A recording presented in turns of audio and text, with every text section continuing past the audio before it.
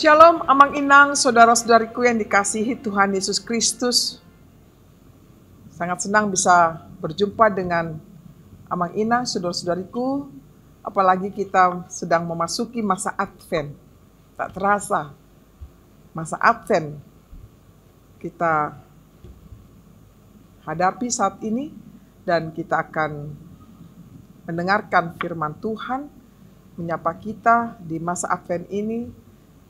Senin tanggal 28 November 2022, mari kita lebih dahulu berdoa. Kasih karunia dan damai sejahtera dari Tuhan Allah Bapa kita dan dari anaknya Tuhan Yesus Kristus menyertai saudara semuanya. Amin. Amang Inang, saudara-saudariku, sebagai nats renungan kita, menyapa kita semua pada hari ini, Senin tanggal 28 November 2022 dari kitab 1 Petrus 3 ayat 9. Demikian bunyinya. Dan janganlah membalas kejahatan dengan kejahatan atau caci maki dengan caci maki, tetapi sebaliknya hendaklah kamu memberkati, karena untuk itulah kamu dipanggil, yaitu untuk memperoleh berkat. Demikian bunyinya.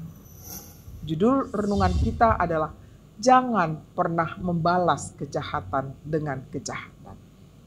Amang Inang, saudara-saudariku, firman Tuhan sering menekankan pentingnya peranan kasih, bukan? Di sini Petrus menunjukkan beberapa langkah praktis untuk mempraktekkan kasih baik pada Tuhan dan sesama kita. Salah satu ciri anak Tuhan adalah tidak pernah membalas yang diperlakukan orang lain kepada kita kejahatan. Kita tidak pernah membalaskan kejahatan itu. Tapi kita mengutamakan perdamaian terjadi dalam kehidupan kita. Namun apa sebenarnya yang terjadi, saudaraku, dalam kehidupan kita ini? Ternyata sangatlah sulit dalam prakteknya. Manusia bersifat membalas yang buruk kepada yang memburukinya.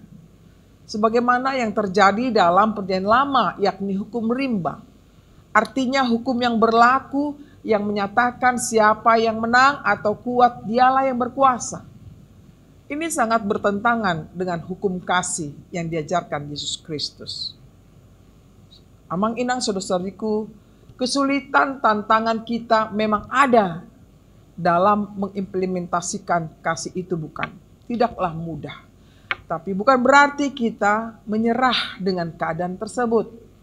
Dengan gaya hidup yang penuh kasih itu, kita dapat menjadi saluran berkat bagi sesama kita. Kita dapat memperkenalkan kasih Tuhan kepada jiwa-jiwa yang belum mengenal Dia. Dengan sifat kerendahan hati dan kelemah lembutan, maka kita perlu menyentuh hidup sesama supaya lebih berenergi. Kiranya orang lain dapat merasakan kasih-Nya yang mengalir melalui kehidupan kita. Saudara-saudariku, marilah kita lakukan praktek kasih itu dalam kehidupan kita sehari-hari. Tuhan memberkati kita semuanya. Amin. Terima kasih Tuhan buat sapaan firman-Mu yang menyegarkan kami kembali agar kami menerapkan kasih-Mu dalam kehidupan kami. Bukan membalas kejahatan dengan kejahatan. Tapi biarlah Tuhan berkat yang kami terima daripada-Mu mengingatkan kami betapa Engkau sungguh baik. Sehingga kami juga memperlakukan orang lain sebagaimana Engkau memperlakukan kami, Tuhan. Sebagai manusia yang berdosa, Kau terima kami, Tuhan, dengan apa adanya. Terima kasih Tuhan untuk pengorbanan. Ajar kami untuk mengingatnya semua yang telah Kau perbuat, sehingga kami dapat mempraktekkannya dalam kehidupan kami sehari-hari. Bapa di surga, kami berdoa untuk sepanjang aktivitas kami hari ini. Berkenanlah Engkau memberkati kami. Kami juga berdoa buat pemimpin negara kami, Tuhan. Mulai dari yang tertinggi sampai yang terendah. Kiranya Engkau memimpin hidup mereka, sehingga hikmat yang daripada-Mu mereka lakukan di dalam melakukan kebijakan-kebijakan demi kesejahteraan, keadilan, perdamaian di tengah-tengah bangsa dan negara kami ini. Kami juga berdoa Tuhan buat para pemimpin gerejamu Tuhan, mulai dari tingkat pusat maupun lokal. Kiranya Engkau memimpin mereka Tuhan dengan penuh kasih, mereka boleh melakukan tugas panggilannya, melayani anak-anak-Mu Tuhan.